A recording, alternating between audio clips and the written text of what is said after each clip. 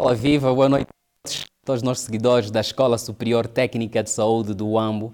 A melhor escola, por sinal, por se estudar de saúde cá na região sul, se não mesmo no país inteiro. Hoje estamos cá para mais uma edição do podcast, aquilo que já é habitual, discutir convosco, os nossos fiéis seguidores. E hoje temos cá um tema bastante interessante. Antes disso, vamos tentar recordar um bocadinho que nós estávamos a falar a última vez, hoje é a terceira edição, sensivelmente, e na última edição nós estávamos aqui a discutir sobre acidente vascular cerebral ou encefálico versus doenças relacionadas aos vasos, propriamente a hipertensão arterial. Estávamos aqui a diferenciar uns mitos e verdades relacionados a esses dois tipos de doenças. E certeza que você, que é nosso seguidor fiel, conseguiu destrinçar da melhor maneira o que é que são essas duas doenças e também os pontos de relação entre as mesmas, que mais importante do que isso é saber como se prevenir, porque todos os dias morrem, infelizmente, pessoas com esse tipo de patologia. Então a prevenção é a melhor forma de se viver para garantir a saúde, não só a sua, mas também da sua família. Porque se alguém for o detentor da provisão do lar, estiver doente, toda a família decai. Então a saúde é para todos, desde o mais novo até aos mais velhos. Nessa mesma cena, trazemos cá um tema bastante interessante também hoje, paralelamente ao acidente vascular cerebral e hipertensão arterial. Hoje vamos discutir convosco sobre doenças tropicais. Vamos ter um foco sobre a malária e parasitoses intestinais, que por sinal são doenças muito prevalentes na nossa realidade. E aí vem a questão, quem dentro da nossa família nunca teve alguém que esteve doente por malária? E muitas vezes essa malária é confundida. Existem muitas formas de mascarar as apresentações da mesma malária. E só descobrimos quando vamos lá chegar ao hospital. Então hoje vamos descobrir aqui os segredos para entender um bocadinho mais sobre a malária e também essas parasitoses intestinais. Eu sou António Eduardo Chiloia e estarei cá na função de host para dirigir essa discussão hoje. Estou ladeado por dois grandes profissionais da Escola Superior Técnica de Saúde do Uambo, dois grandes professores. À minha direita está o Dr. Alegria Palanga. Boa noite, Dr. Alegria. Boa noite, professor. Bem-vindo. Obrigado. Dr. Alegria é licenciado em Medicina pela Faculdade de Medicina da Universidade José Eduardo dos Santos. Já tem alguns anos de experiência como médico, então ninguém melhor para nos falar sobre esse tema. Por isso é que ele está cá. E tem muita gente aí que é seu estudante. Estavam muito ávidos para ouvir, doutor. Então, bem-vindo. Obrigado. À minha esquerda tem o Dr. Raul, também bem conhecido nas redes sociais. Doutor, bem-vindo. Muito obrigado. Dr. Raul é analista, é professor da nossa instituição também, na área de análises clínicas, é um perito em manusear microscópio, manusear lâminas, manusear amostras para diagnóstico. Por que é que nós trouxemos esses dois grandes profissionais? Porque a saúde faz de diversas formas. Tem a parte de ensino, eles estão aqui a representar também a parte de ensino, educação para a saúde, tem a parte de exames complementares, será da responsabilidade do Dr. Raul, e também tem a parte da clínica, fisiologia, patologia, tudo isso relacionado com o funcionamento do próprio corpo humano, e será da responsabilidade do Dr. Alegria Palanga. Então vamos unir essas duas vertentes para tentar entender, na perspectiva de malária versus parasitoses intestinais como doenças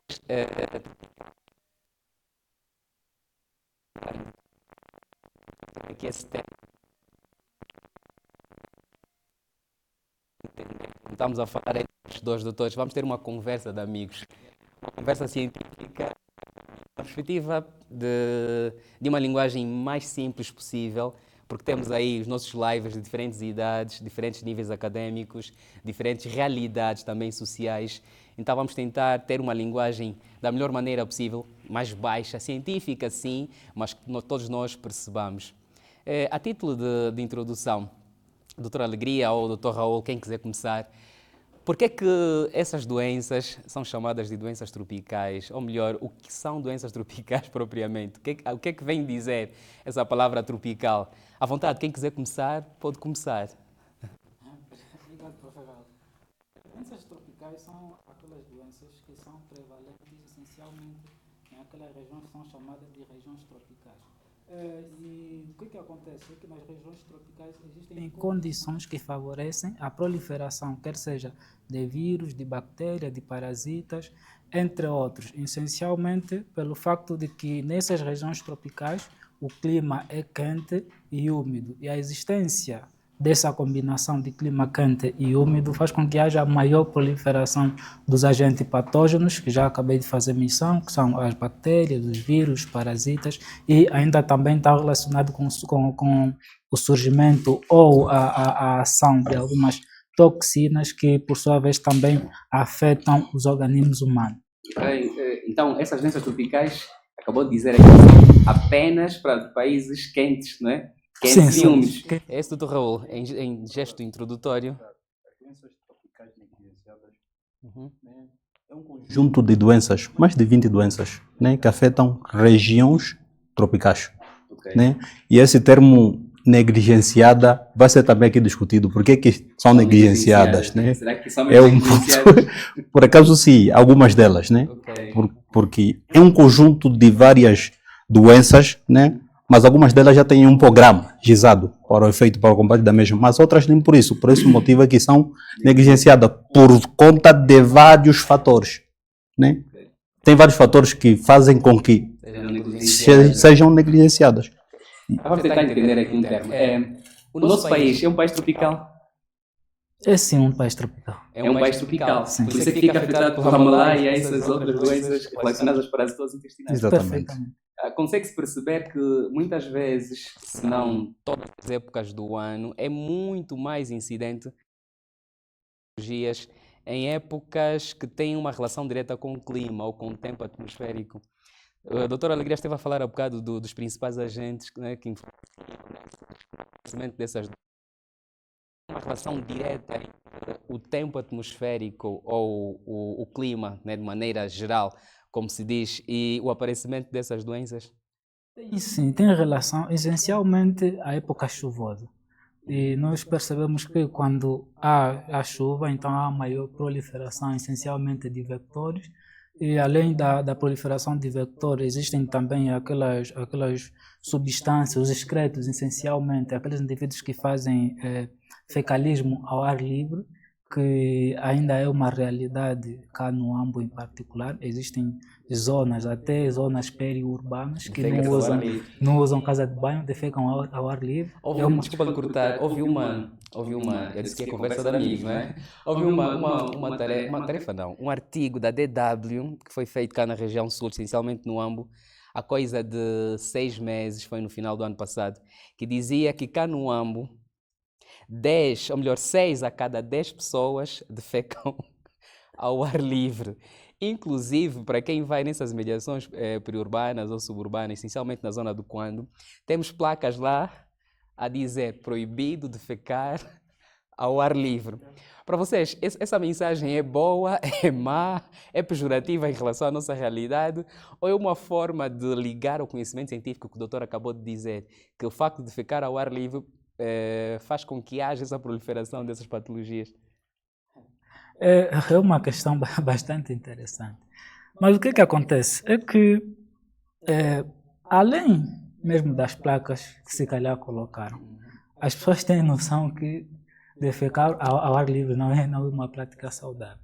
Inclusive, existem casas em que o pai, a mãe, o primeiro filho, o segundo, o terceiro, até o caçulo, todos defecam ao ar livre. Então, acho que essa placa é bem-vinda para chamar novamente a atenção desses indivíduos que, apesar de terem conhecimento que ao ar livre não é para fazer necessidades, ainda fazem.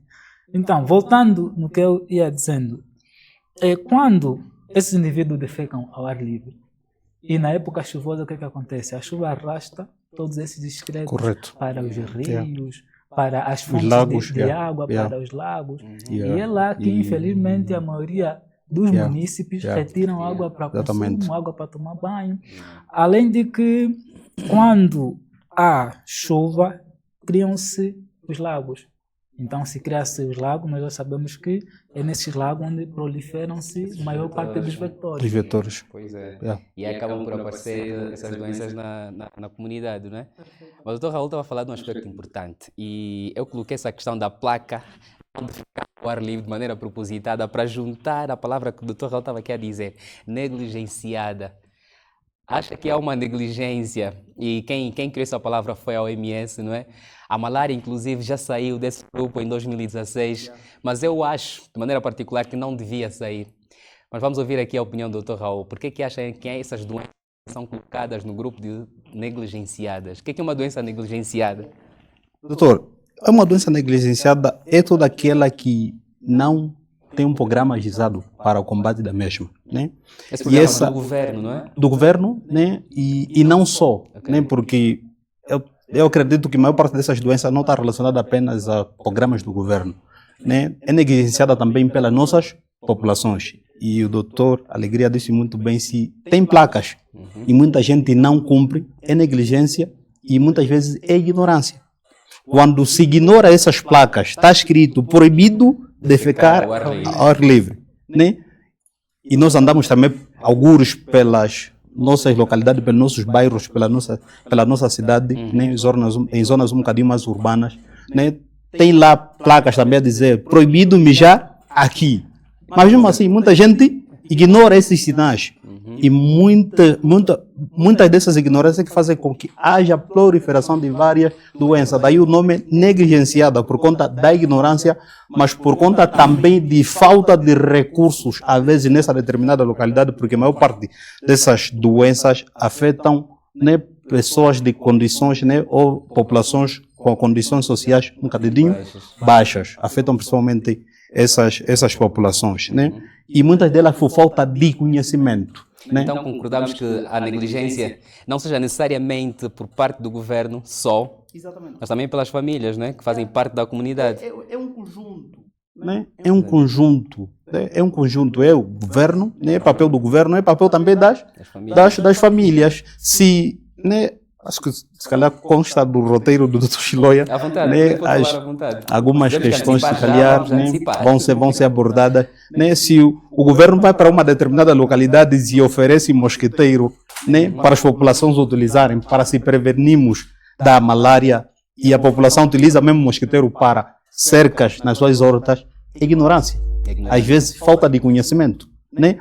Porque eu não acredito que alguém vai simplesmente dar um mosquiteiro. Eu chego ao Dr. Chiloia, Dr. Chiloia, está aqui mosquiteiro, sem dar as indicações de como deve ser utilizado o mesmo mosquiteiro. Exatamente. Logo, eu dou mosquiteiro e passo instruções de como deve ser utilizado esse mesmo mosquiteiro, mas é o contrário, por falta de ignorância, né? E às vezes falta de conhecimento, muita gente lhe deram essas condições, né, para se prevenir dessas mesmas doenças, né? E o que é que eles fazem? Utilizam para outros fins. Logo, é negligência. Pois, quem paga é a família. Quem paga é a família e cada dia mais essas doenças vão se proliferando. Na comunidade. Exatamente. Então, eu acho que, ouvindo os dois doutores aqui a apresentarem, a palavra negligenciada, na nossa realidade, devia ser colocada em questão ainda, não é? Porque ainda nós continuamos a negligenciar, não na perspectiva de programas de saúde pública, porque estivemos a ler e todos nós estudamos isso em saúde pública, existem programas para essas duas doenças, programas gizados pelo Estado. É o que o Dr. Raul estava a dizer, a questão é na implementação, não é? Na implementação. Então, chegamos aqui em linha de conclusão dessa primeira parte. Quantas parasitoses fazem parte das doenças dos países tropicais, porque o nosso país é um país tropical, então não temos como fugir dessa realidade, não é? Imagina que em 2015, houve um programa de doenças tropicais negligenciadas. E eu, a título de gente, fiz parte, foi realizada pela Dementor, e nós andamos alguros por algumas comunas e aldeias. Imagina que nós chegamos para uma determinada comunidade, né, e o doutor Alegria está aqui, é médico, entende melhor sobre as manifestações clínicas, né, diagnóstico clínico. Nós encontrávamos crianças com abdômen bem estendido, né? Bem estendido, né? E uma outra característica, manifestação clínica, era urinas avermelhadas, né? Com sangue, que indicava, né, a presença né, hematúria, que é a presença de sangue na urina. E quando nós fizemos o inquérito, quando nós conversamos com os regedores, né, os responsáveis das comunidades, e perguntavam por que as crianças aqui urinam sangue, eles diziam por acaso, sim, urinam, e nós perguntávamos, pais acham que isso é normal? E alguns diziam, sim, é normal, é sinal de que a criança assim está a crescer. Chegar à puberdade. Logo com isso compreendemos que de facto ainda falta mais informação, né, relativamente a essas doenças, por isso que chamam negligenciado. Daí que a educação é um dos principais fatores, pilares determinantes para o sucesso em saúde. Não adianta ter um programa definido se não tiver educação para a saúde, não é? Não funciona, fica apenas, né, na teoria. Papel. Então, essa questão da atividade que foram realizando, se calhar seria bom proliferar cada vez mais para levar em prática a prevenção dessas doenças. Para quem ligou agora o seu Facebook e as páginas oficiais da Escola Superior Técnica de Saúde, nós temos cá o Dr. Alegria e o Dr. Raul. Estamos a falar hoje sobre as doenças tropicais. Estamos a focar na malária e parasitoses intestinais. Chegamos aqui à conclusão que são doenças muito prevalentes da nossa realidade. A malária, de forma particular, é a primeira causa de mortalidade no país. É a primeira causa de mortalidade do país. Por que é que não se erradicou essa doença até hoje? Não consigo perceber. Vocês conseguem perceber, todos? Doutor Floiá, permitam-me, há algo muito complexo que eu muitas das vezes tenho dito. É que malária é uma doença conhecida, o agente etiológico conhecido, meios diagnósticos conhecidos, o tratamento conhecido, e a maior parte desses tratamentos até são tratamentos milagrosos, porque fazem realmente milagres dos nossos pacientes. E conhecemos também os meios de prevenção. Exatamente, é isso que eu queria falar. Eu não consigo perceber. Exatamente. Como é que nós temos, mas ainda malária continua a ser a primeira causa de mortalidade no nosso país, em todas as idades, depois da sexo, acidentes de viação. Então isso é muito preocupante. Todos nós já tivemos na família pelo menos uma pessoa que tenha tido malária durante a vida. E a grande questão é que a malária é muito complicada na sua forma de apresentação, né? A doutora Alegria falou aqui dos meus diagnósticos, as prevenções e tal, mas a malária não se apresenta só de uma única forma, é a nossa realidade. Muitas vezes os pacientes chegam aos hospitais de forma muito tardia, porque pensam que é apenas uma situação básica que devia ter sido tratada em casa. Então, acho que é super importante esclarecermos aqui a quem nos estiver a ver e assistir essa live, e certeza que vai ficar gravada também para essa questão de dúvidas. O que é a malária? Quem é um agente etiológico? Como é que nós devemos prevenir? Para vocês lá perceberem mesmo que é passível de prevenção. E nós devíamos erradicar a 100%. O que é a malária? A malária é uma doença infecciosa parasitária causada pelo plasmódio e transmitida por um mosquito. O agente etiológico, conforme eu já disse, é o plasmódio. Eu poderia aqui fazer um pouquinho de relação com a cadeia epidemiológica ou cadeia de transmissão da malária, para nós percebermos que, afinal de contas, uma cadeia de transmissão é como se fosse um circuito elétrico, em que se nós desconectarmos, cortarmos um fio, automaticamente não haverá transmissão de energia para um outro fio. Quem está com a tesoura? Quem está com a tesoura somos para cortar esse fio. Somos todos nós. Somos todos nós. Somos todos nós. Todos nós temos a tesoura e podemos, em qualquer momento, cortar esse fio e evitar a transmissão e a proliferação dessa mesma doença. Então, como eu já ia dizendo, que o agente causar é o plasmódio, e o plasmódio tem o seu reservatório, que na verdade o reservatório é a pessoa doente. Não existirá plasmódio se alguém não estiver doente. Quer dizer que se nós tratarmos todos os indivíduos doentes, claro que já não. Eu vou pedir ao doutor Alegria que depois nos fale com mais detalhe essa questão, porque tem sido um motivo de dúvidas para várias pessoas, porque na prática pensa-se que se a minha casa estiver boa, higienizada, não tiver mosquito, eu nunca terei malária. Mas o meu vizinho está com essa questão. Então vou pedir que dê uma reticência ali, depois volte a falar sobre esse aspecto com maior propriedade. Doutor Raul, ficou interessado quando eu disse quem está com a tesoura. Quem está com a tesoura para cortar essa cadeia epidemiológica? Porque, mais uma vez, eu não entendo por que ainda temos malária. Malária é uma doença endêmica. Nosso país é completamente Grave. endêmico a isso. Grave. Causada, né, pela picada do mosquito de gênero anófilo. Pela picada do mosquito, da fêmea do mosquito de gênero anófilo. Né, só para salientar. Né, é a principal causa de mortalidade no país. Alguém uma vez questionou se é um mosquito apenas e nos mata assim tanto, imagina se fosse um elefante.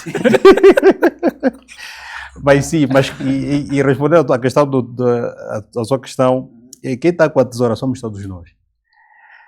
É conjuntural para combatermos a malária, e eu tenho dito sempre que a malária está, um dos fatores, né? Um dos fatores ligados à malária é a questão de saúde pública, é a questão da falta de saneamento básico. É uma das principais dores de cabeça, né, de todos os dias. Conhecemos, o doutor Alegria disse muito bem, conhecemos, né, os fatores, conhecemos o que é que causa, conhecemos as formas de diagnóstico, conhecemos as formas de transmissão, né, e tem medidas de como devemos nos prevenir contra as mesmas. Mas a tesoura, né? A tesoura.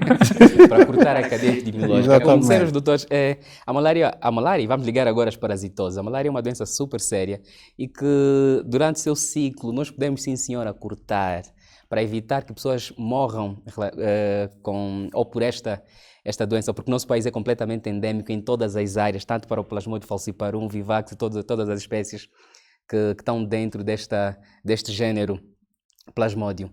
Mas é importante, eu tenho estado a dizer isso, a educação para a saúde. E as pessoas só têm vontade de prevenir-se em relação a alguma coisa se estiverem educadas e saberem das consequências dos seus atos. E às vezes brinco com as famílias, seria bom que cada um de nós, uma vez por mês ou uma vez por semana, desse uma volta no hospital, nas enfermarias, onde encontramos pacientes graves com essas doenças. Seria bom que dessem uma volta por lá para terem noção do quão grave um mosquito pode ser, tão agressivo, né, fatal, quanto um elefante. Porque tem mesmo gente a morrer. Então, de maneira objetiva, voltamos à doutora Alegria, quais são, ou como é que se pode apresentar a malária? Como é que as pessoas vão dizer, eu acho que estou com malária? Depois chegamos à questão da prevenção. Como é que vai dizer, acho que estou com malária? O que acontece? A malária tem os chamados quadro clínico ou sinais de sintoma. Esse quadro clínico é característico essencialmente por febre, cefaleia, dor nas articulações, febre, dores musculares. A febre, a pessoa fica quente, né? Sim, fica quente. A cefaleia é o quê? A cefaleia é dor de cabeça. Dor de cabeça, tem calafrios. Tem calafrios. Calafrio, que é uma sensação de calor e frio. É a sensação de frio. Que se acompanha com tremores dos músculos. Exato. Se acompanha com tremores.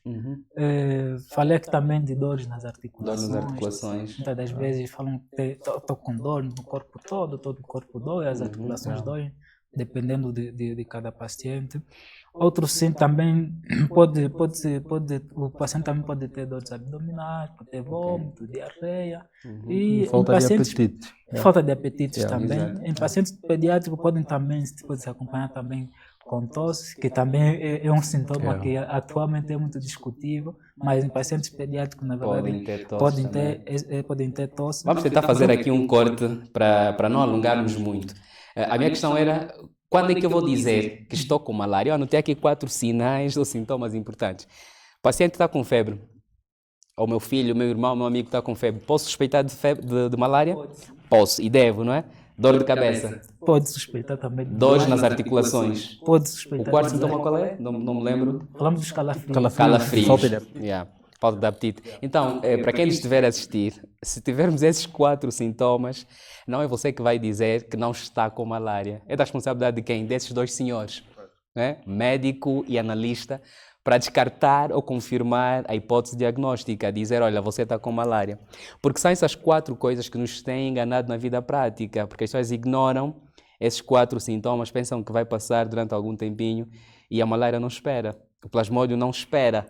não tem um semáforo ali com luz vermelha a dizer agora vou esperar o verde para poder avançar. A qualquer momento pode complicar, não é? E se chegar a complicações, vou continuar com toda a alegria, depois pulamos para a parte diagnóstico. Se chegar a complicações, o paciente ignorar esses 4 sinais, que são quase todos os pacientes passam por esses 4 sinais, sem dúvida. Então isso aqui não é para ignorar.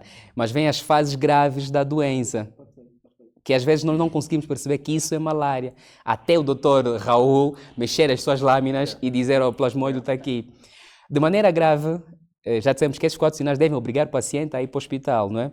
Mas se for uma malária grave, que as pessoas não sabem sobre malária grave, só descobrem quando vão ao hospital, como é que nós devemos perceber que isso aqui também é malária? E é mesmo para dar medo. Não meça palavras, doutor. Fale à vontade. Na verdade, a malária é considerada também uma doença multiorgânica, porque quando se complica, atinge vários órgãos. E não sei se podemos falar de todas as complicações. Pode citar à vontade as mais frequentes, pelo menos na tua realidade. Falámos no princípio, vamos trazer aqui aspectos práticos, porque cada um desses profissionais lida com uma instituição de renome a nível do país que trata, previne, diagnostica essas doenças. Então vamos trazer aqui as experiências práticas. Na vossa prática clínico-laboratorial, quais são ou como é que se apresentam os pacientes com malária grave? As complicações mais frequentes do nosso meio são essencialmente a anemia. Anemia, no caso, essencialmente em pacientes pediátricos. Anemia, como é que o paciente vai se apresentar? Vai dizer, tem o quê? Na verdade, o paciente geralmente apresenta fraqueza. Muita fraqueza. Extrema. Muitas das vezes nem consegue ficar de pé e tudo mais. E nós, na prática, durante o exame físico, conseguimos, na verdade, identificar sinais que, por sua vez, concluem que esse paciente esteja com anemia. Mas ele vai manifestar essencialmente fraqueza. Além, claro, dos sintomas que nós já fizemos menção, que aparecem na fase aguda. Então, a fraqueza, se o paciente tiver com dor de cabeça ou uma febre e fraqueza, estamos a pensar em malária também. Estamos a pensar em malária. Malária já com a complicação relacionada à anemia. Perfeito. Ok, essa fraqueza é muito extrema, que o paciente nem sequer consegue se pôr em pé. Perfeito. Nem consegue se pôr em pé, muitos até podem chegar a cair em um determinado momento. Além da anemia, existem outras, como são os casos de disfunção neurológica, e aqui podemos fazer relação com o tema anterior, que era o AVC. Pode simular, por exemplo, um AVC. Alguém simplesmente caiu, alguém simplesmente começou a delirar, por exemplo. Peraí. Vamos dar aqui uma pausa para as pessoas perceberem bem. Malária dá delírios. Ou seja, as pessoas começam convulsões, as pessoas começam a falar à toa, a dizer que estão a ouvir coisas, o tio fulano está a me perseguir, alguém está a me tocar. Isso são sintomas sugestivos da malária. Por que eu disse já? Complicada. A famosa malária. Ali para correr. A famosa malária cerebral. Malária cerebral, né? Da área neurológica. Por que eu dei essa pausa? Porque na prática e nas nossas culturas, o Dr. Raul estava a falar muito bem sobre as nossas comunidades periurbanas ou suburbanas. Quando tem essa complicação da parte neurológica, o que é que primeiramente fazem? Onde é que eles vão? A maior parte das vezes eles vão para aquelas casas de pessoas que tratam esses pacientes, espiritualismo, que acham que vão tratar. As nossas populações ainda, né? Por isso que eu disse que tem que se fazer muito esforço, porque a nossa população ainda não tem o costume, o hábito de sempre ou de vez em quando procurar por unidades hospitalares para fazer um rastreio, para fazer um controle de determinadas patologias. E vamos entender que muitas delas são assintomáticas, né? Muitas delas são assintomáticas, e no caso da malária, para além de levar a anemia, pode levar até problema de insuficiência renal. A chamada falência dos órgãos. Exatamente. Então, muitas das vezes a nossa população não tem esse hábito. Só vêm para as unidades hospitalares quando percebem que a situação já é muito grave, passou do extremo. Aí vão correr no hospital, chegam pelo hospital, né? O diagnóstico é tardio, né? e muitas das vezes pode mesmo levar, infelizmente, a óbito. a óbito. Pois. Yeah. Por isso é que eu pedi essa pausazinha, que é super importante refletir nessa questão. E a malária dá mesmo medo. Para quem nos estiver a ouvir, a malária mata. E é mesmo para ter medo. Então, se o paciente ou o nosso familiar tiver a cruzar com esses 4 sintomas que nós mencionamos, né? A fraqueza, a dor de cabeça, a dor corporal de maneira generalizada, a febre ou febrícula ou os calafrios, é sinônimo de malária. Mas também, se estiver a falar à toa, a delirar, principalmente em crianças, tiver a delirar, fulano está a me perseguir, não adianta ir para essas casas que supostamente tratam de maneira espiritual, de maneira tradicional, porque o diagnóstico será tardio e a possibilidade de evoluir para óbito será quase que iminente. Então, muito cuidado para quem nos estiver a insistir, porque se houver delírio também pode ser malária. Mais uma vez, quem vai dizer que não é, são esses 2 senhores aqui. Não é o pai e nem a mãe. Outra forma da apresentação clínica da malária, além da neurológica, anemia. Da insuficiência renal que o professor Raul também já mencionou. E Na prática, o que é isso, insuficiência renal? Quando é que quem nos estiver a assistir agora vai dizer eu estou com malária por insuficiência renal, eu estou com insuficiência renal por malária? O que é que ele vai ver no corpo para levar para o hospital? Apesar de que a insuficiência renal, o diagnóstico é essencialmente laboratorial, mas aqui o paciente vai apresentar essencialmente a ausência de urina ou redução da quantidade de urina pouco, ou ainda urina concentrada, assim vai urinar pouco ou pode ter uma urina muito concentrada. Então ali nós vamos suspeitar de uma insuficiência renal, mas o diagnóstico de insuficiência renal é laboratorial, nós temos que mandar para o Dr. Raul. O Dr. Raul fazia aí as provas de função renal, que são os exames dos rins, e de acordo com os indicadores, então nós vamos conseguir perceber e concluir se é uma insuficiência renal ou não. E de ressaltar que a maior parte dos pacientes cá, em Angola em particular, que vão para as hemodiálise, né, com insuficiência renal, a causa é malária. Em outros países falam de diabetes, falam de hipertensão, mas para nós aqui é malária mais do que qualquer outra patologia. Isso aqui é sério. É sério, Isto aqui é sério. Eu lembro-me que quando estávamos na faculdade, fizemos aí um trabalho sobre a malária mesmo, e o que concluímos no Hospital Geral do Huambo, e é uma coisa muito séria, é que 2 a cada 5 pacientes morria nessa questão de malária, e as principais complicações eram a anemia e a insuficiência renal. Eram as 2 principais complicações que levavam os pacientes ao óbito. Por que é que eu trouxe esse dado aqui? Para chamar mais uma vez a atenção que quando houver esses 4 sinais, são sugestivos de malária e deve ser tratada, porque se não for tratada o paciente vai morrer. Se houver também transtorno neurológico, desses delírios que estamos a falar aqui, ou tiveres a associar esses 4 sinais iniciais, mais dificuldade em urinar pouco, ou haver aumento de volume de alguma parte do corpo, é para correr para o hospital, porque também pode ser sugestivo de malária. Em função disso, como é que nós diagnosticamos? Clinicamente, a doutora Alegria falou, não é? Mas laboratorialmente, como é que nós diagnosticamos a questão da malária? Como é que vamos dizer que esse paciente tem malária? Porque a conversa não termina aqui. Isso é o que acabou de dizer a doutora Alegria, pode ser sugestivo de qualquer doença também. Mas como estamos numa realidade de um país tropical, é uma doença tropical, a malária. Então pensamos na malária, mas pode ser descartada ou confirmada.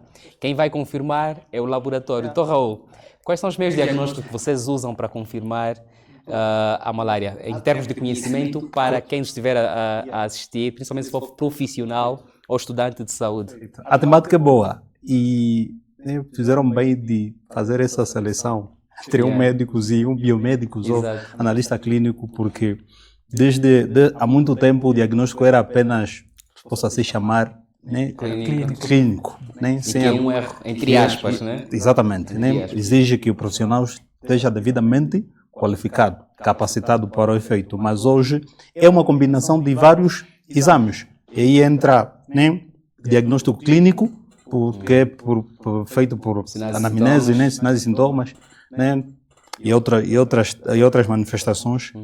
E a combinação com os exames laboratoriais. Os exames laboratoriais são ferramentas imprescindíveis, né, ou importantes, não para facilitar a comunicação, importantes, né, para monitoramento, diagnóstico e para prevenção de várias doenças. Exato. Nem quando o paciente apresenta esses sinais e sintomas ditos aqui, né, pelo doutor Alegria, imediatamente, né, para não passar uma medicação. Né, antigamente era apenas, né, de acordo com sinais e sintomas, passava-se apenas uma medicação e o paciente ia fazer. Mas hoje melhorava. E aí, muitas das vezes, né, por sorte, melhoram, algumas vezes complicavam. Mas né, com o avanço da ciência, né, os exames de laboratório vieram desmistificar essa ideia de que né, o diagnóstico é apenas clínico, tem que ser laboratorial. O paciente vai para o laboratório com a prescrição, né, solicitação dos exames, né, o exame mais conhecido para o diagnóstico da malária é o famoso PP, que é a pesquisa de plasmódio ou gota espessa, que é o exame de ouro, né, para identificar não só, né, para identificar, perdão, o tipo, né, de plasmódio, porque existem vários tipos de plasmódio, né, conhecemos, para quem não conhece, o falciparum, que é o comum. Lembrar que estamos aqui não numa linguagem popular, né, porque não tem como desmistificar esse conhecimento que o Dr. Raul está a passar para uma linguagem mais popular.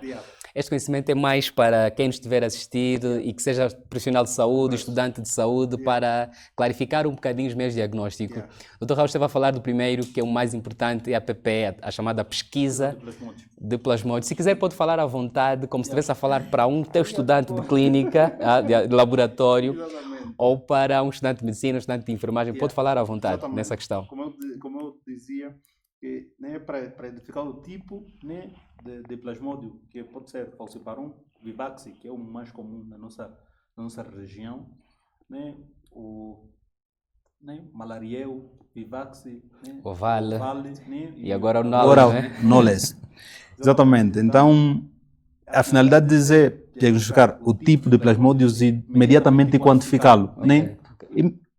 Com a quantificação, né, passa a redundância da quantidade de parasitas observado microscopicamente, o médico, obviamente, tem maior diagnóstico, né, se podemos se considerar, e maior tratamento, melhor tratamento da mesma patologia, da mesma malária. Nem sabe qual é a quantidade, porque aí penso que o doutor Alegria domina melhor, né, quando estamos diante de uma baixa, de uma alta parasitemia, e mediante essa baixa e alta parasitemia, consegue fazer qual é a dosagem certa da medicação que esse paciente deve fazer. E outro teste que antes de passar para outro teste, uma pergunta que se calhar alguém aí vai fazer. Vocês observam mesmo o plasmódio? Existe. De certeza? Observamos. Existe mesmo? Existe, tem uma morfologia, né? Microscopicamente é visível. Eu vou pedir, quando tiverem que fazer um corte desta nossa conversa, que passem uma imagem do plasmódio com esse teu áudio a explicar, porque eu tenho muita dúvida, muitas vezes, e também quem estiver assistindo, se calhar, tem a mesma dúvida, se pelo microscópio, uma coisa tão pequenina, vocês conseguem observar mesmo. Conseguimos observar. Conseguimos observar, porque tem métodos para tal, né? Não é apenas tirar uma amostra de sangue, uma gota de sangue, nem colocar imediatamente no microscópio. Então, né? Desculpa lá, então não tem adivinhado, como muitas das vezes esses pacientes dizem, nesse laboratório o laboratório clínico é o coração de uma unidade hospitalar. Pois. Hoje o laboratório clínico é considerado como o coração de uma determinada unidade hospitalar. Para isso, né, observa-se mesmo microscopicamente, porque tem padrões para tal, né, cora-se a lâmina, né, que ajuda na maior visualização das espécies, né, e utilizamos fórmulas exatas para quantificar, né, o tipo de parasita encontrado microscopicamente. Né, e outros... Está respondido, então. Está respondido. Vou pedir mais uma vez que vamos intrusar aqui o conhecimento. O Dr. Raul deu uma introdução muito boa em relação à convergência que tem que existir numa unidade hospitalar. O Dr. Alegria, aspas, sem a conclusão do Dr. Raul. Qual é a relação explícita que tem que haver entre estes dois profissionais? Eu disse no princípio que saúde não se faz só no consultório, saúde não se faz só no laboratório, saúde é um complexo holístico de determinantes. Então, entre a clínica e o laboratório, do ponto de vista científico, qual é a relação que existe? O que é que o laboratório deve fazer? O que é que o clínico deve fazer? Será que o clínico avança antes do laboratório ou vice-versa? Na verdade, nós trabalhamos em equipa. Trabalhamos em equipa. Mas o que é que acontece? Em particular aqui na malária. Exato. É que nós depois de solicitar o exame, o PP, nós temos um tempo. Precisamos pelo menos de 2 horas. Se em 2 horas, por exemplo... Precisaram de quantas horas? De 2 horas. 2 horas. Até porque ela... Quantas horas? 2 horas. No máximo 2 horas. Se até 2 horas não tiver resultado, então tem que tomar alguma decisão. Tem que tomar Porque muitas das vezes Já vai continuar, o doutora paciente está Alegria. grave. Já vai continuar. É super importante esse dado que o doutor trouxe agora, porque nós temos tempo para seguir. A vida não pode esperar. A vida do paciente não pode esperar. E na prática o que acontece, não sei qual é a realidade dos vossos hospitais. Não vamos trazer aqui nomes de hospitais, mas na prática o que acontece é que há uma demora grande para termos os resultados dos pacientes. De quem é a culpa, doutor Raul? Antes mesmo do Dr. Schleia, já só ressalvar para se calhar não deixar... Para depois, à vontade. Pode. Eu digo isso 2 horas, quando estou me referindo a pacientes essencialmente graves, sim, graves, porque tem aqueles pacientes ambulatórios que do ponto de vista clínico está bem. Esses sim, podem fazer um exame de manhã, vir buscar de tarde, como muitas das vezes é feito, mas tem aqueles que se em 2 horas o laboratório não der o exame, eu tenho que começar com um tratamento empírico. Para salvaguardar a vida do paciente. Um tratamento que é, repita-se essa frase, que é para esclarecer ali quem estiver a ouvir.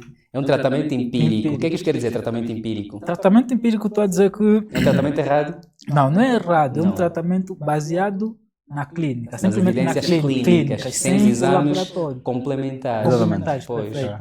Aliás, E de lembrar que existe ainda em muitas partes do país, em muitas partes do AMBO, que não tem laboratório e nem um teste rápido de malária. Exatamente. E ali, claro, o diagnóstico é clínico. Isso até está bem explícito no protocolo. E fizeram bem. O protocolo anterior não visava isto, não visava essa questão. E quem elaborou, e é uma nota positiva que vamos dar aqui ao Ministério da Saúde, quem elaborou essa questão de tratamento da malária avançar, mesmo sem os dados laboratoriais evidentes, porque está em causa a vida do paciente. Tratar para depois diagnosticar. Se for uma emergência, não é diagnosticar para depois tratar. O Dr. Raul estava a falar. Mais do que isso, né, é uma combinação de exames. O laboratorial, né, é aquele que necessariamente precisamos de equipamentos sofisticados para o efeito. Né, mas existe outro teste que é utilizado para o efeito para o diagnóstico da malária, que é o famoso teste rápido, TDR, né, que qualquer... Qual é a abreviação? TDR. TDR. TDR significa o quê?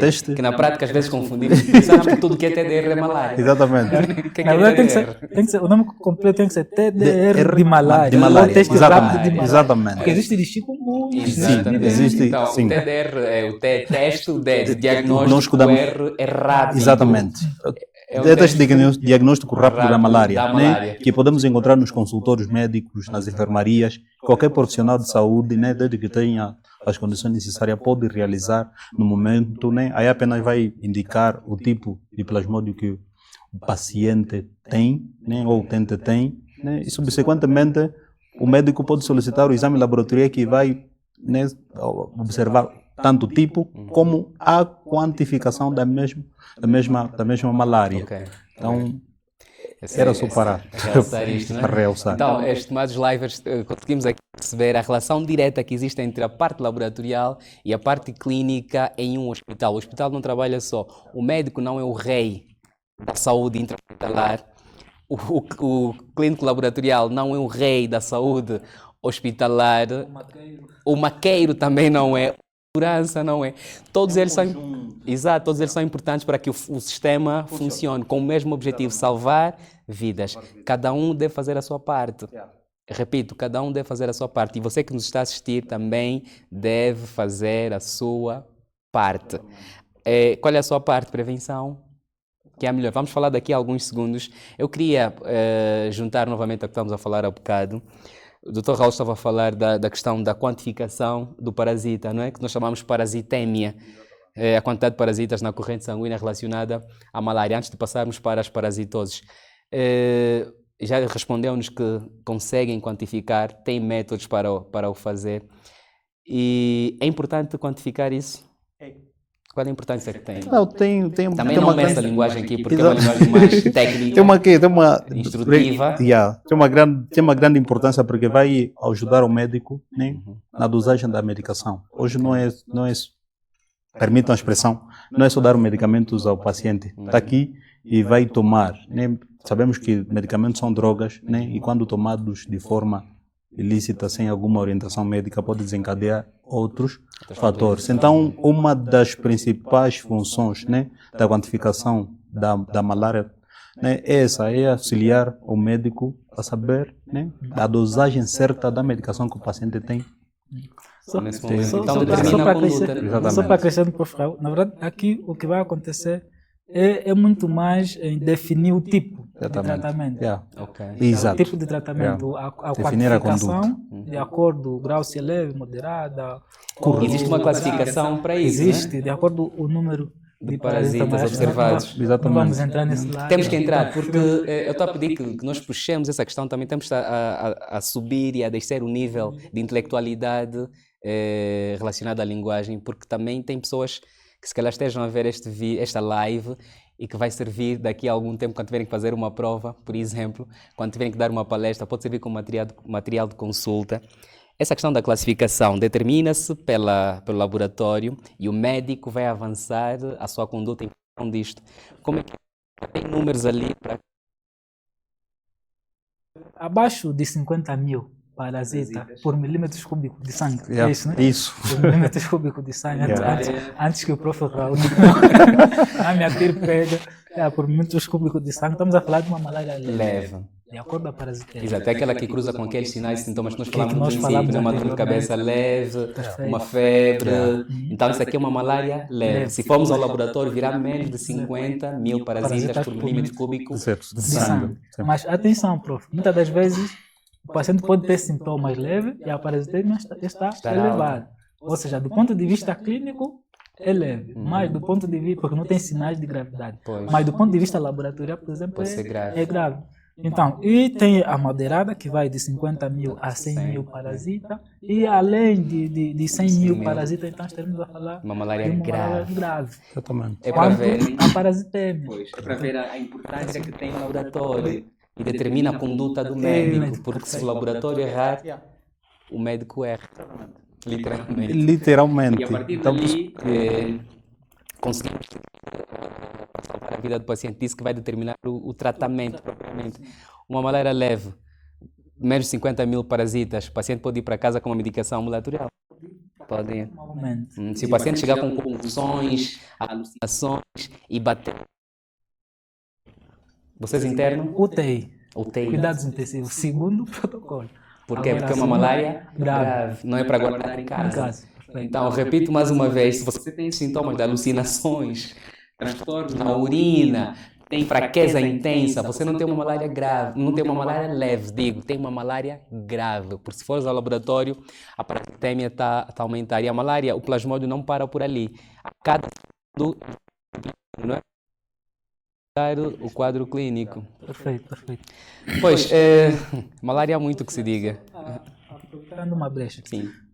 De lembrar que muitas das vezes a parasitemia pode estar baixa, mas o paciente tem sinais clínicos de gravidade. Exatamente. Por exemplo, está a convulsionar, mas a parasitemia, por exemplo, está em 200 parasitas por minuto cúbico, mas está a convulsionar. Laboratorialmente é malária leve, mas clinicamente tem clínico, sinal de gravidade. A conduta também é é diferente. diferente. Pois, é uma chamada de atenção super importante. Essas doenças não são para serem guardadas em casa. Não vou pedir que falemos agora de prevenção, porque a forma de prevenção é idêntica a outro grupo de doenças que nós vamos abordar agora. Conseguimos perceber agora que a malária é uma situação prevalente no nosso país é endêmico em todas as zonas. Há uma zona de hiperendemicidade, que é a zona norte, né, lá mais para cima, onde tem maior quantidade de mosquitos, que são os vetores, e tem maior quantidade desse agente infeccioso da malária. Aqui na nossa zona médio-sul, a parasitemia, ou seja, a endemicidade, digo, é relativamente baixa, mas mesmo assim há muita gente a morrer por isso. Então, malária é sério, previna-se mesmo da malária. Daqui a bocado ensinamos como se prevenir da malária. Vamos agora passar para a segunda parte do nosso podcast. Estamos a falar de doenças tropicais, não necessariamente na perspectiva negligenciada, como diz a OMS, mas na perspectiva de tropicais relacionadas ao tempo atmosférico, ao clima propriamente de uma determinada região, como é o caso do nosso país, que é uma zona subsaariana. O clima é temperado, ou seja, é quente e úmido. E o Ambo tem maior nível de chuvas, maior intensidade de chuvas, e isso acaba por precipitar. Então, nos previnamos. A segunda parte é exatamente sobre parasitoses intestinais. Grande parte do conteúdo relacionado a isso já abordamos, então vamos tentar ser um bocadinho sintéticos. O que é que são parasitoses intestinais? Esse termo tem que ver com o quê, diretamente? Cada um de vocês pode falar à vontade, o que quiser. Tua alegria? À vontade. Não, pode. Sim, O que é que são parasitoses intestinais? Intestinais, como o nome está a dizer, parasitose. Na verdade, são um tipo de doenças infecciosas do ponto de que os agentes causados são parasitas, e afeta o sistema digestivo. A malária é causada por um parasita? É sim causada por um parasita. Então também é classificada como parasitose, não é? Sim, é uma parasitose, mas não é intestinal. É uma parasitose genérica, sistémica, porque afeta essencialmente a corrente sanguínea, né? Afeta essencialmente o sistema hematopoético. Hematopoético. Ou hemolifopoético. Estamos a falar de sangue, fígado, baço, depois vai para outros órgãos e tal. Perfeito. Mas também a malária é um parasita, ou melhor, é causada por um parasita, porque o plasmódio em si sobrevive no interior de uma célula e afeta outras células e pode acabar por danificá-las. Da mesma perspectiva, também vem as parasitoses, só que do foro intestinal. E quando estamos a sugerir esse tema, os doutores escolheram aqui duas doenças principais relacionadas a esses parasitas que afetam os intestinos e que será foco do nosso debate de hoje, que é a primeira, ascaridíase, e a segunda, a xistosomíase. Né? Então, caros livers, vamos falar da ascaridíase e xistosomíase. Podem parecer termos estranhos, mas quando formos destrinçando esses termos, vão conseguir perceber que afinal você já teve ascaridíase ou você já teve xistosomíase. O que é ascaridíase ou xistosomíase? Podem começar onde quiserem. Ascaridíase, mais conhecido como ascaris lumbricoide. Ascaris lumbricoide. É assim, na nossa linguagem terra-terra, para facilitar aqui a comunicação. São lombrigas, né, que se alojam, né, sobrevivem no interior do nosso intestino. Okay. Por isso é que é parasita intestinal. Exatamente.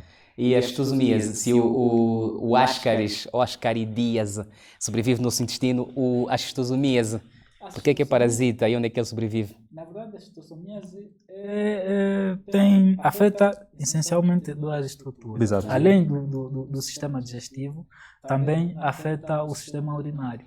Okay. Então, ela tem uma forma intestinal e uma forma urinária.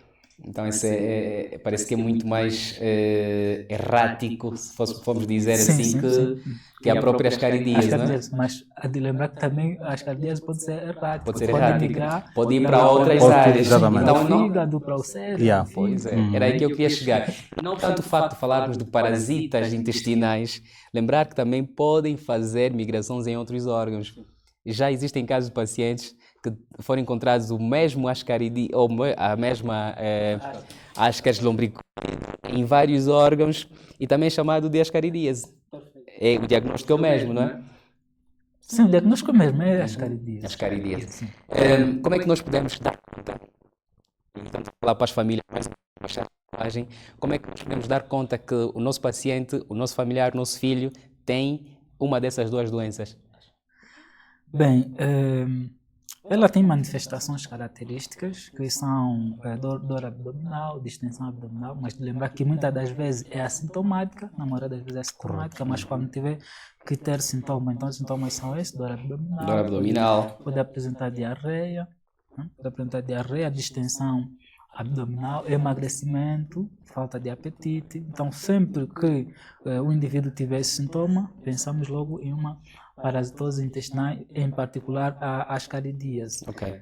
Essas duas doenças, pelo que acabou de falar a doutora Alegria, também tem uma relação direta com a malária. Deu para perceber que existe um quadro clínico que cruza, não é? Dor abdominal, distensão abdominal. A malária também pode ter essa questão destes sintomas relacionados. Portanto, sempre que os nossos familiares tiverem um destes sinais, repito, dor abdominal, distensão, aumento de volume do abdômen, e o Dr. Raul no princípio falou muito bem que nas nossas comunidades é muito prevalente essa questão da ascaridíase e xistosomíase. Muitas vezes pensamos que é a fisionomia normal da criança. Do adulto. Ou do adulto. Sim, pode afetar crianças e adultos. Pode afetar essas duas faixas etárias. Então, além destes sinais e sintomas, dor abdominal, distensão, pneumónicos, que é assim que nós chamamos, específicos para uma dessas duas doenças? Na ascaridíase, muitas das vezes os vermes tendem a migrar. Então podemos identificar, por exemplo, saída de um verme pelas fezes ou ainda pela boca. Então ali, diagnóstico. Falando terra a terra, se alguém defecar e tiver lombriga ali, são chamadas lombrigas literalmente, é sinônimo de uma ascaridíase, não é? Quer dizer que tem no intestino uma quantidade excessiva de lombrigas que precisa sair. E o organismo em si expele, retira. Mas pode sair também por via superior, né? Pode sair por via superior, pela boca, Pela pelo boca. nariz. É muito chato isso. Ver uma lombriga arrepiante. sair pelo nariz, porque existe uma relação anatômica direta entre a cavidade oral e a cavidade nasal. Então esse germe pode migrar até ali. Se tiver a sair, é ascaridíase. E a ascaridíase é o chamado maculo? Não. Nós muitas vezes as perguntas, não temos, a rede não está muito boa aqui. Para responder, mas vamos tentar dar algumas pinceladas. Uma das dúvidas que nos foi colocada no princípio é exatamente essa. A ascaridíase é ou não é maculo? E o que é maculo? Já ouviu falar de maculo, doutor Raul? É oxiúris. É oxiúris, não é?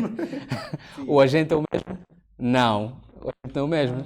Então, acho que oxiúris, que é o maculo, vai ser um tema para uma outra edição. Mas acho que é super importante trazer aqui, porque também faz parte das parasitoses intestinais dos países tropicais. Então vamos falar desse tema com maior intensidade. Tem muitos tabus. Também tem muitos tabus. Como é que se trata, como é que se diagnostica, o pão seco, o açúcar, a mão suja, limpa, traz ou não traz maculo. Mas a ascaridíase não é maculo. A ascaridíase é um conjunto de lombrigas, vermes que migram para o sistema intestinal e dão aí esses transtornos que acabamos de falar. E isso leva-nos a perceber que o diagnóstico também pode ser clínico, mas também pode ser laboratorial. O que é que vocês fazem no laboratório, Dr. Raul, para dizer, olha, você tem isso? Pronto, é novamente uma combinação de exames, né? E tem essa relação, né, com a malária, né? Tudo mais a depender das manifestações clínicas, né, que o médico vai observar. E o médico vai pedir o exame, o EPF, né, que é o exame parasitológico de fezes, né? E a partir dessas fezes, nós vamos conseguir observar essas larvas, né, microscopicamente. Observamos. Certeza? É uma certeza absoluta. Observamos, sim. Né? Tem morfologia, né? Tem formas de preparação da própria fezes, não é apenas colocar. O paciente traz as fezes, né? Passamos até algumas orientações no laboratório clínico. Aproveitando a curiosidade, como é que é manusear de uma pessoa? No laboratório. Acho que essa deve ser também uma curiosidade de quem está. Exatamente. A prática faz o homem, né? O primeiro contato com essas amostras biológicas, né? Essas amostras biológicas, vai sempre criar assim um certo receio e, né? Vai causar um certo nojo, permitam a expressão, né? Mas com o tempo, né, se acostuma, né? Porque formou-se nisso, né? É para trabalhar com amostras biológicas, qualquer amostra biológica, então com isso que tem que lidar pelo resto da vida. Logo é a amostra, é as fezes, né? Só que tem forma no laboratório clínico, né? Ou análises clínicas, né? Compreende sempre a três etapas, a três fases, né? Que é a fase pré-analítica, a fase analítica e a fase pós-analítica. Na fase pré-analítica, né, começa sempre no consultório médico, né, depender do tipo de exame, onde o médico, né, sabe como é que deve ser feita a colheita dessa mesma amostra. Às vezes, né, não passa devidamente todas as instruções, imediatamente encaminha esse paciente ao laboratório se o exame não for de urgência. Já falamos aqui que tem aqueles exames que são considerados prioritários e a pesquisa de plasmodium é um desses exames, né, por conta, né, das manifestações clínicas dos pacientes. Né? Então, cumpre-se com a fase pré-analítica, onde passamos todas as orientações de como é que deve se fazer a colheita das fezes, porque quando colher mal as fezes, né, podemos encontrar, né, outros elementos que não deviam aparecer numa amostra biológica, no caso concreto na amostra, vão confundir o diagnóstico, os resultados, né, e pode desencadear mau tratamento, né, por isso que devemos ter toda a atenção. O cumprimento das 3 fases laboratoriais é... Vamos ter uns 2 minutos para falar dessa relação, um conselho, cada um, outro, para passar também para os médicos que nos estiverem a assistir,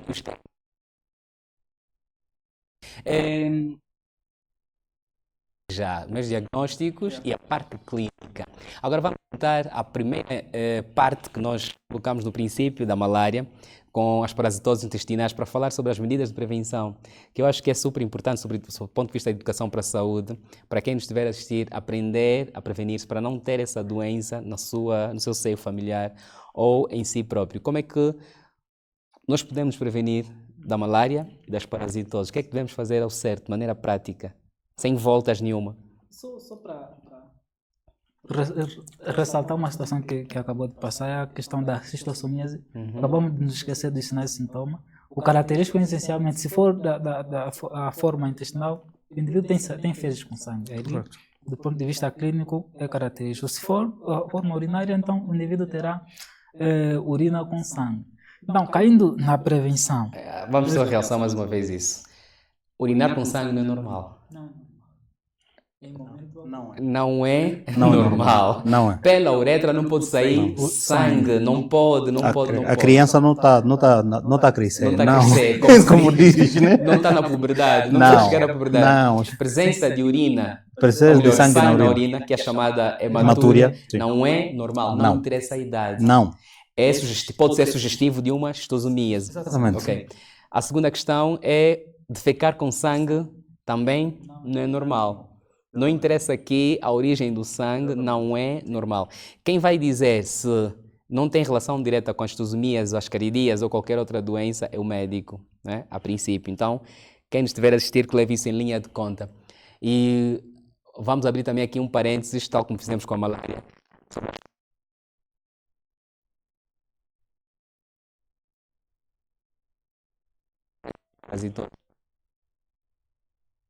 Hoje pode ir ou não?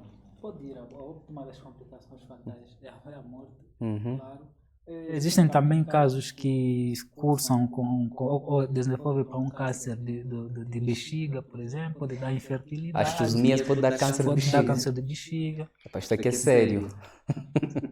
Xistosomíase, quando prevalece por muito tempo no organismo, pode alterar a anatomia toda da bexiga, da próstata, testículos, tudo isso, e dar infertilidade. Aquela que afeta um sistema urinário pode desencadear uma cistite. Inflamação da bexiga ou da via urinária. Uma uretrite, que é a inflamação da própria uretra.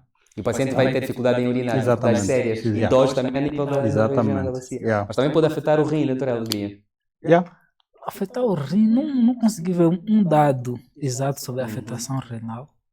Não consigo. Mas aí nós conseguimos fazer uma relação. Se relacionamos isso ao sistema urinário, o sistema urinário está intrinsecamente ligado aos rins, né? Os rins é um conjunto de órgãos, né, responsável pela filtração, né, reabsorção e excreção da própria urina. Se houver a presença efetiva de xistosomas, e nós devemos também especificar isso, doutora Alegria, que existem 2 tipos de xistosomas, né? Que é o hemaçones e o hematobion.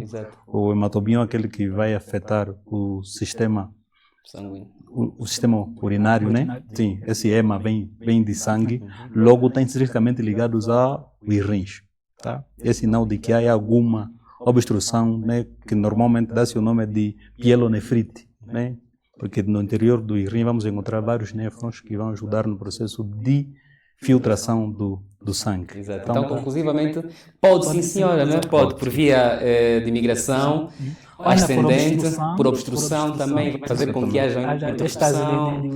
Pois, isso pode afetar o processo de filtração que acabou de dizer. Correto.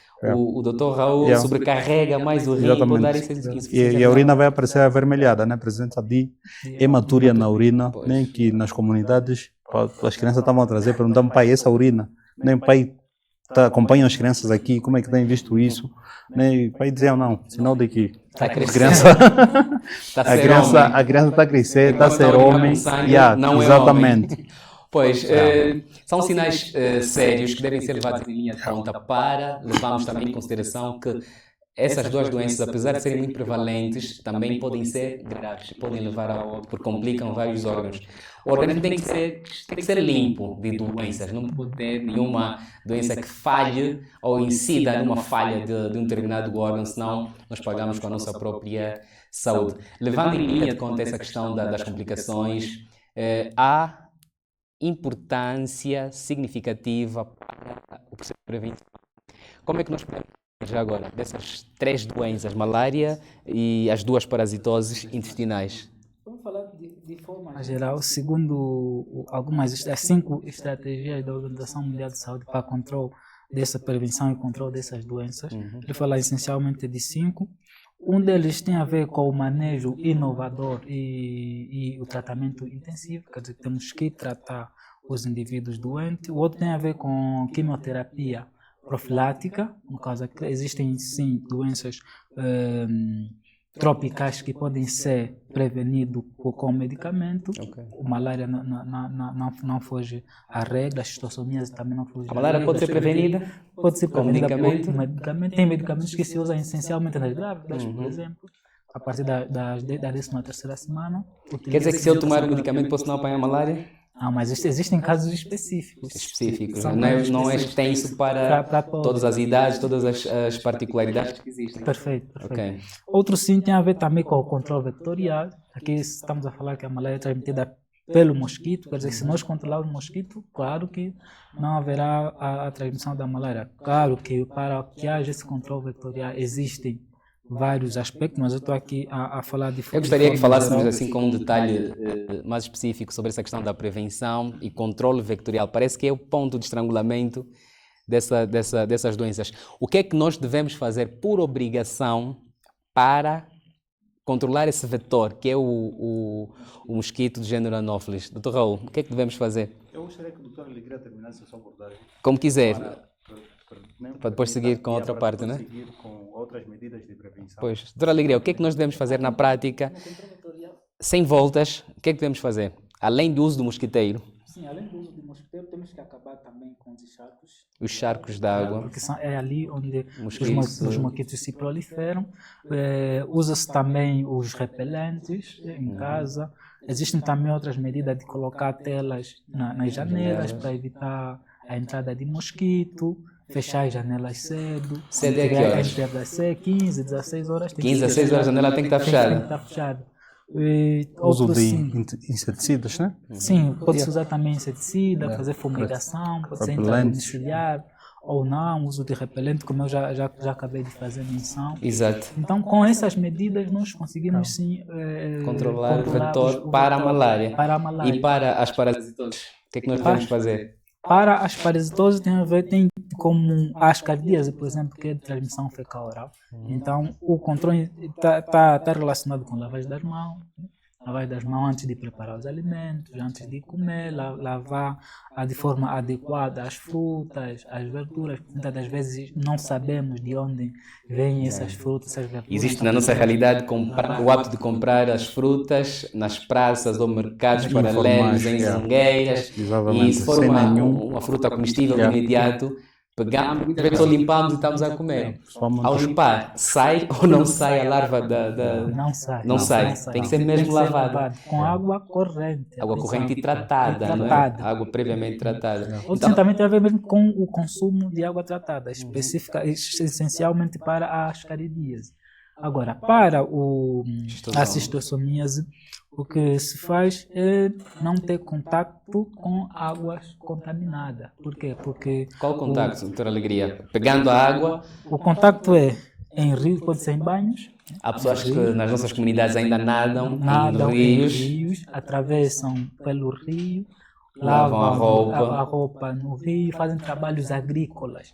No rio, o que acontece é que os óvulos, as larvas da cistosoma ficam lá. Exatamente. E penetram através da pele. Através da pele são capazes de tratar. Quer dizer que a pele não é uma barreira suficiente para impedir que Pá, isto é sério.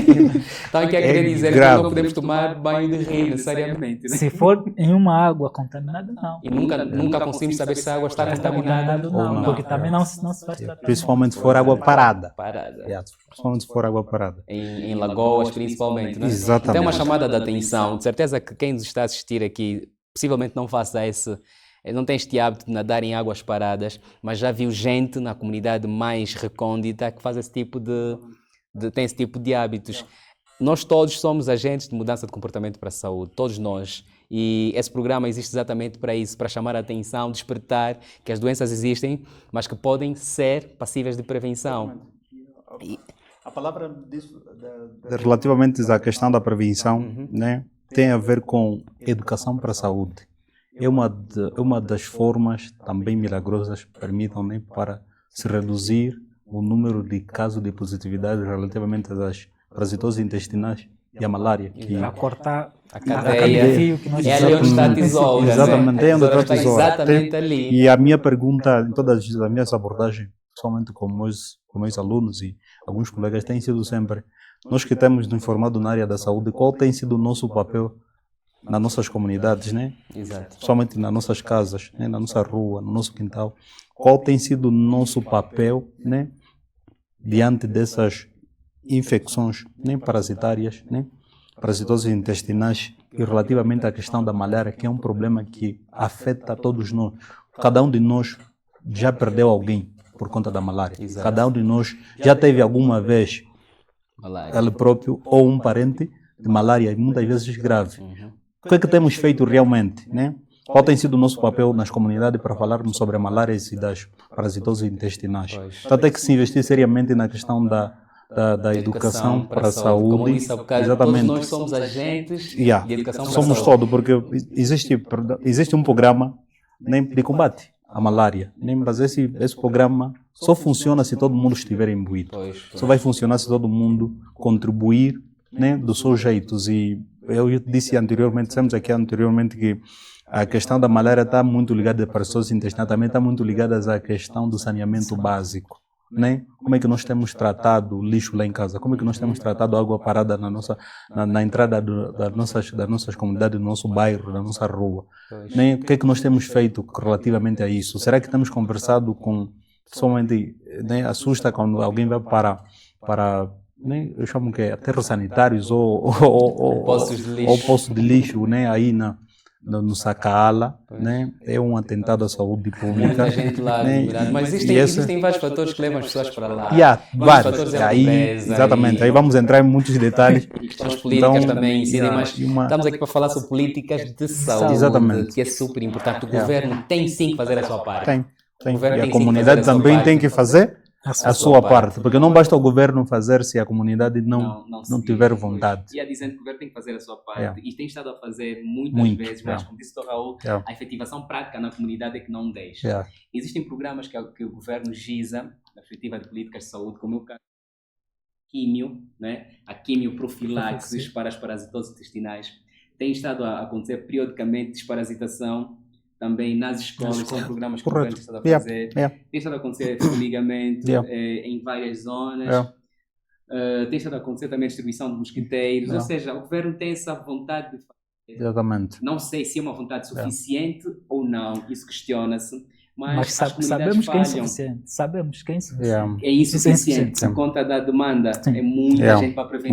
O índice populacional vai crescendo cada dia que passa. Mas a responsabilidade é do governo, sim, mas também é nossa. É nossa É responsabilidade. conjuntural. O mundo é um agente Tem que da se- tesoura tem que se envolver. para cortar essa cadeia epidemiológica e evitar essa transmissão, evitar também os óbitos que têm estado a acontecer nas nossas comunidades. Exatamente. Estamos sem tempo já. Para quem entrou agora, lamento muito ter chegado agora, mas pronto, estamos a falar aqui da malária e das parasitoses intestinais como doenças tropicais, pelo facto do nosso país ser um país endémico a essas duas doenças. Para finalizar já, e vamos pedir aqui os dois colegas, professores da Escola Superior Técnica de Saúde, como eu disse, é uma das melhores escolas para se estudar saúde, essencialmente enfermagem e análises clínicas. Se tu vieres para cá, de certeza que não te vais arrepender, porque tem professores brilhantes que vão ajudar a cumprir esse teu objetivo de vida. O Dr. Raul é analista e o Dr. Alegria é médico clínico. Eu queria aqui passar em 2 minutos, 1 minuto para cada, já que o hospital não trabalha de maneira separada, é uma conjuntura sistémica para o mesmo objetivo, que é salvar vidas. E um dos principais handicap que tem acontecido, ou seja, um dos principais pontos fracos que tem acontecido na prática clínica, é essa fraca relação entre o laboratório e o consultório médico. Exatamente. Que conselhos é que darias para os médicos e que conselhos darias para os colegas de laboratório? E sem medo, vamos falar de maneira reta. Permita-me, professor, antes mesmo de falar desse aspecto, eu gostaria de aproveitar alguns segundos para falar de um aspecto que eu acho necessário. Eu vejo que há uma necessidade urgente de se investir na atenção primária à saúde. E não só também na medicina familiar. Nós temos que chegar em um momento em que temos que deixar de sufocar as unidades secundárias de referência. Então precisamos trabalhar mais ali na base, que é o ponto de entrada dos pacientes. Além de que sim, tinha que ser. Quando fala de saúde primária, só para quem estiver a ajudar, só estamos a falar da saúde lá, na própria da comunidade, exatamente. E que o sistema de saúde obedece uma cadeia. Exatamente. Não é, temos de estar a dizer como médicos, uma simples dor de cabeça, uma simples febre, não devia ser dirigida diretamente ao Hospital Central, por exemplo, como um hospital de referência. Tinha que passar pelo posto de saúde, depois um centro, e esse centro depois transferir. E temos que chegar naquele nível de nós médicos irmos até a casa do paciente. Até a casa do paciente. Porque cada paciente já sabe que tem uma equipa de atenção primária à saúde, e qualquer coisa liga e resolve-se o problema sem mesmo necessidade de chegar. Olha, por falar nisso, existem projetos ligados a isso. O projeto é o Med Home, né? Perfeito. Que é um projeto que lida diretamente com a saúde da família. E quem estiver interessado nesse projeto é só dar um sinal. Tem aqui gente que pode ajudar a ter um médico na sua própria casa. Então, voltando ao tema anterior que nós questionámos aqui, a saúde primária é importante, sim. Mas esse entrosamento entre colegas, como é que deve ser feito da melhor maneira possível? Olha, um dos aspectos essenciais é a comunicação.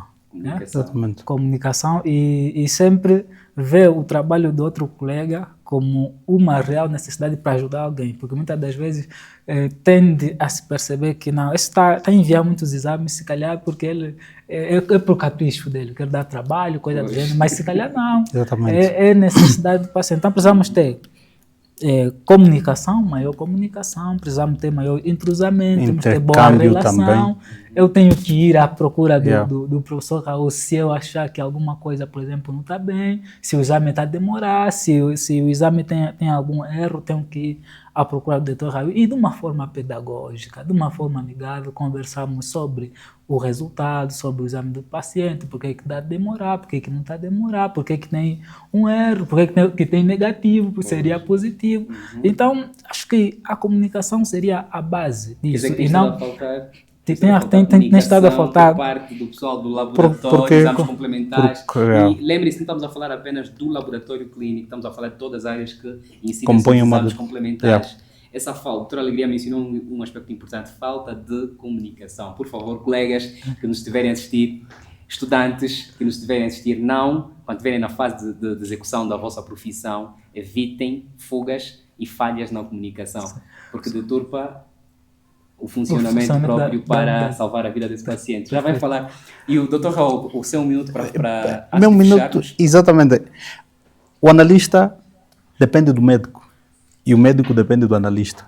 Só assim que podermos ter resultados satisfatórios, porque não basta o analista, porque o analista não faz nenhuma solicitação, não prescreve, não faz solicitação de nenhum exame. Isso depende do médico, de acordo com sinais e sintomas, de acordo com a anamnese. Então, os dois têm que haver sincronia. Quando eu perguntei isso, era mesmo para uma espécie de desabafo. Exatamente. Na prática, o que é que os médicos têm estado a fazer, que vocês, analistas, dizem isso aqui está errado e vai contra a saúde do paciente, a determinada conduta específica do paciente.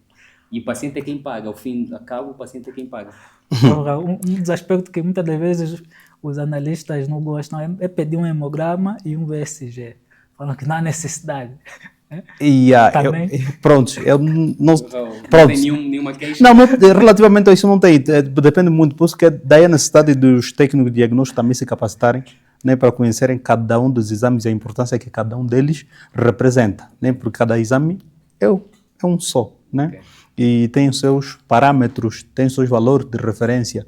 Logo, tem de haver essa comunicação, tem de haver esse intercâmbio entre os médicos e o analista, né? Principalmente aí, quando eu falava sobre as fases do laboratório, é uma fase, a última que é a fase pós-laboratorial, né? Que consiste na observação, lançamentos e interpretação, e essa interpretação deve ser em conjunto com o médico, né? Devia ser em conjunto com o médico, para chegarmos a um diagnóstico real, de acordo com a sintomatologia, de acordo com aquilo que foi observado laboratorialmente. Só assim que se podia chegar a um, né, diagnóstico certivo de uma determinada patologia. Estamos aqui a pedir do Raul que haja essa comunicação e no final... De que maneira?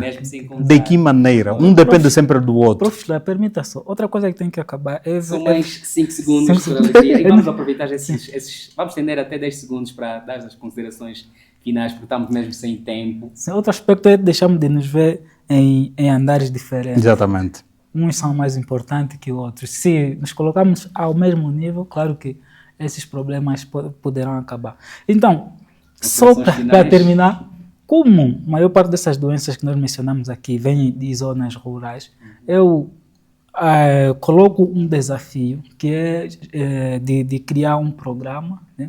Isso é governamental, depende de nós, ou intersetorial, de criar um programa de realocação rural. O que acontece é que as nossas comunidades estão muito dispersas e tem locais que não têm serviço de saúde e eles, para encontrarem um posto de saúde, têm que percorrer 20, 30 quilômetros.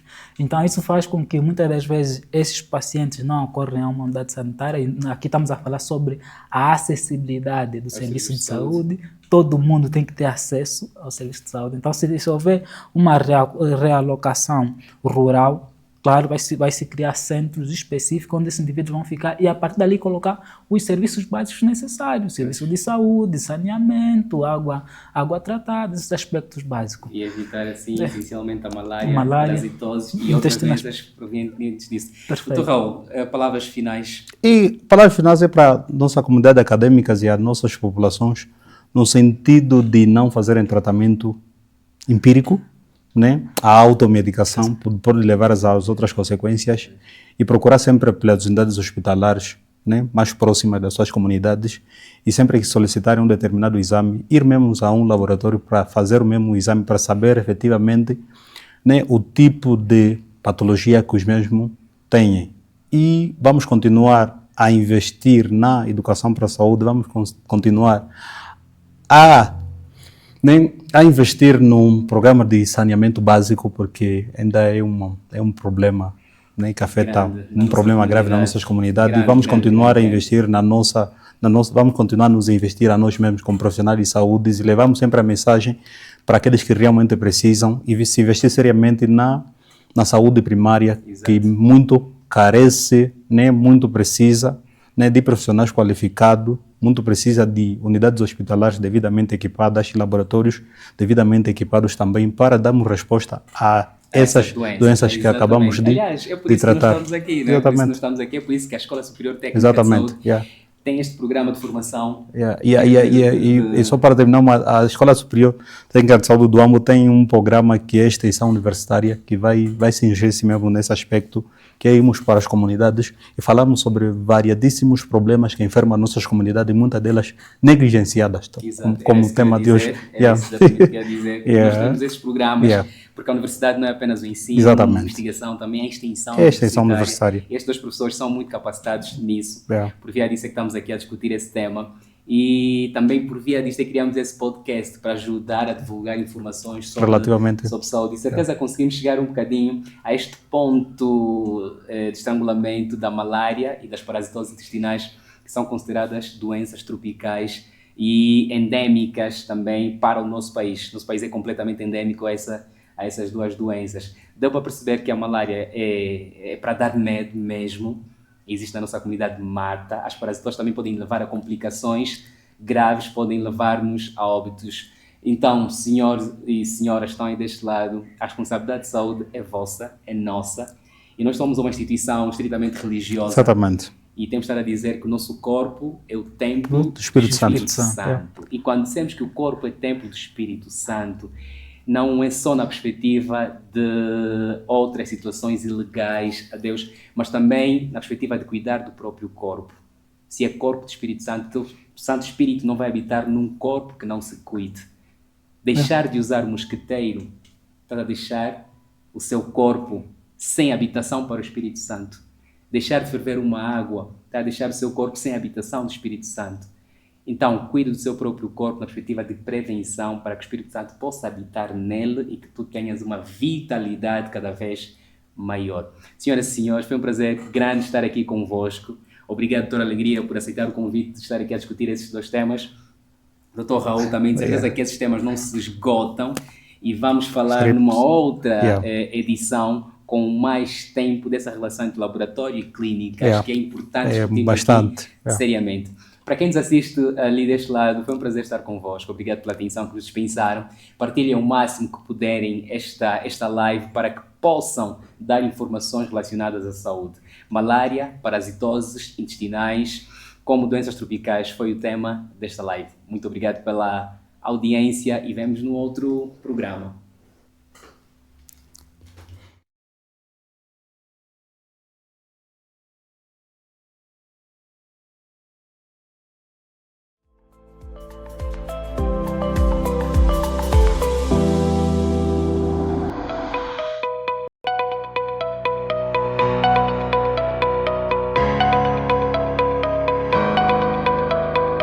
Depois de um período de férias, de pausas de Natal, portanto, nós regressamos às aulas a partir do dia 5 e neste âmbito, nesta semana, nós estamos aqui a fazer algumas aulas práticas.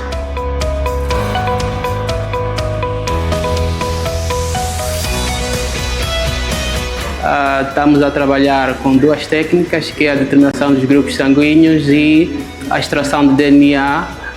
O DNA simples, essas técnicas são realizadas no âmbito da unidade curricular de genética humana. Para nós é importante em genética percebemos a determinação dos grupos sanguíneos e, sobretudo, entender como que esses grupos podem ser transmissíveis, né? A herança sanguínea, principalmente o sistema ABO e o sistema Rhesus, que é o sistema que vai determinar se efetivamente a pessoa é do grupo A, ou é do grupo positivo ou do grupo negativo.